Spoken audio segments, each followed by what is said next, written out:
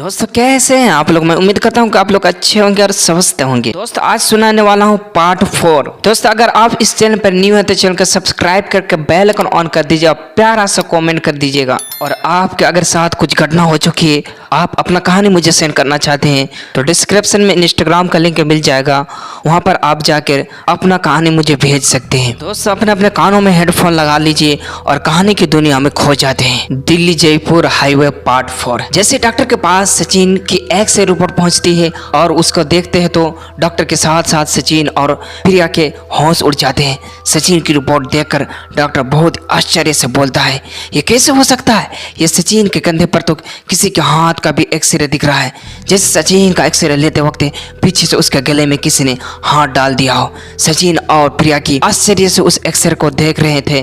तीनों को कुछ समझ में नहीं आ रहा था कि ऐसे कैसे हो रहा है। कई बार डॉक्टर सचिन के एक्सरे फिल्म को उलट पलट कर देखता है, लेकिन हर बार वही दिखता है, सचिन के कंधे पर किसी और के हाथों का एक्सरे।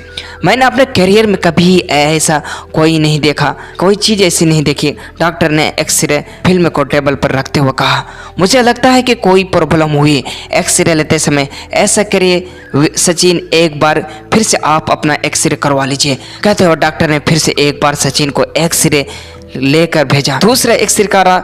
जब सचिन वापस आया तो बोला, डॉक्टर अब मुझे कुछ हल्कापन सा लग रहा है, ऐसा लग रहा है जैसे कोई बोझ उतर गया हो और कंधे का दर्द भी चला गया हो। चलिए तो अच्छी बात है, मुस्कुरा दो, डॉक्टर ने कहा।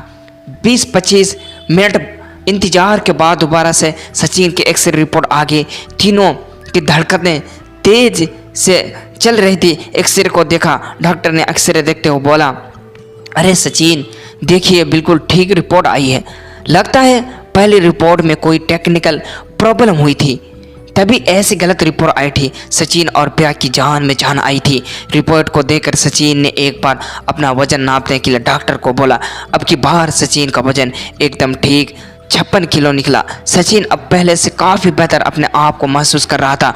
दोनों अब वापस घर लौट चुके थे। सचिन ने बोला प्रिया को, एक कप चाय बना दो, मैं तब तक नहा के आता हूँ। ठीक है तुम नहा लो, मैं चाय बनाकर आती हूँ, हल्का नाश्ता कर लो, फिर बाद में खाना बनाऊंगी। कहते हुए प्रिया किचन में चलेगी। सचिन ने कहा निकल जाता है, तब तक प्रिया चाय और पोहा भी लेकर टेबल पर रख देती है। दोनों बैठ के नाश्ता करते हैं। प्रिया मन ही मन ईश्वर को धन्यवाद दे रही थी कि सचिन ठीक हो गया। खाते खाते अचानक सचिन चीख पड़ता है, क्या हुआ सचिन, तुम क्यों चिल्ला है? घबराए प्रिया ने पूछा। प्रिया फिर से लग रहा कि कोई मेरी पीठ पर बैठ गया है और कंधे भी भारी भारी लग रहे हैं। कहते हुए सचिन थोड़ा झुक सा गया, जैसे कि पीछे से उसके ऊपर चढ़कर लटक गया हो। चलो तुम आराम करो। कहते हुए प्रिया सचिन को सहारा देकर उठाते हुए बोली और रूम में जाकर बेड पर लिटा दी। प्रिया को कुछ भी समझ में नहीं आ रहा था कि ऐसा क्या हो जो सचिन ऐसे कर रहा है।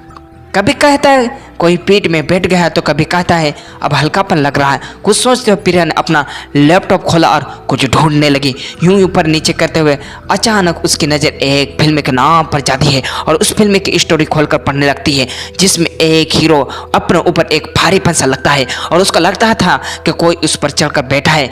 अब हीरो का वजन भी 2 गुना हो जाता है। हीरो के पीठ के ऊपर एक उसकी दोस्त की आत्मा बैठी होती है, जिसकी मौत के वजन में कहीं ना कहीं वो हीरो शामिल था। ये पढ़कर आशा एकदम